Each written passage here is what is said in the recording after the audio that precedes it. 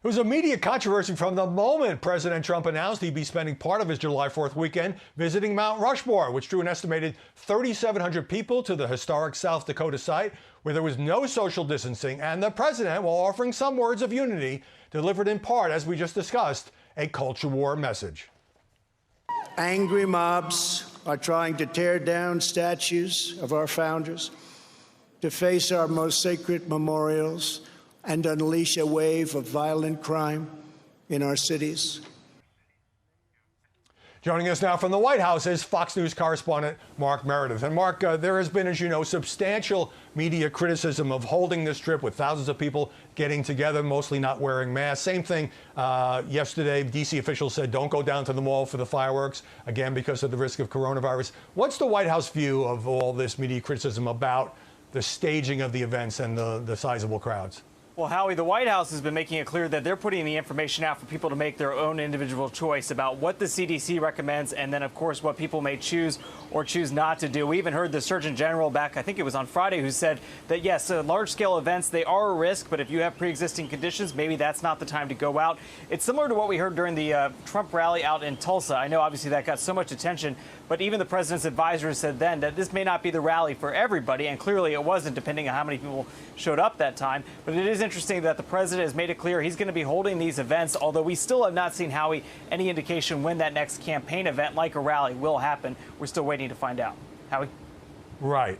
Is there an element here of defying the media, which the president loves to do, not just by holding events that are going to draw thousands of people, knowing full well there'll be a lot of criticism from the press, but also in giving a speech on the July 4th weekend about angry mobs and new left fascism, knowing full well he's going to get battered in the press on that subject matter?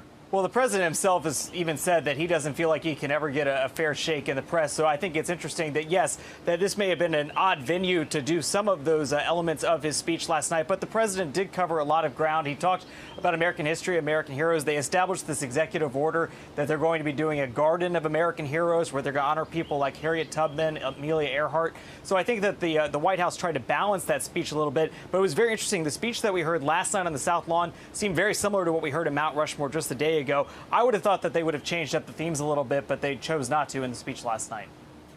Well, repetition works in politics. Finally, the New York Times has taken flack for a piece describing it this way. Mount Rushmore was built on land that belonged to the Lakota tribe and sculpted by a man who had strong bonds with the Ku Klux Klan. It features the faces of two U.S. presidents who were slaveholders. A CNN reporter also calling this a monument of two slaveholders. Has the White House pushed back on that attack on Mount Rushmore?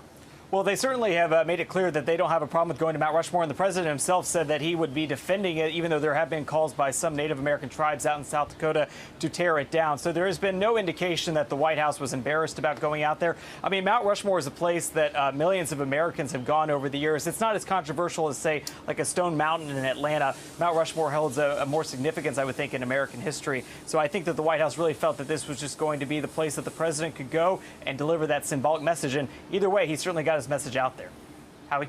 Right. Mark Meredith at the White House. Thanks very much. You bet.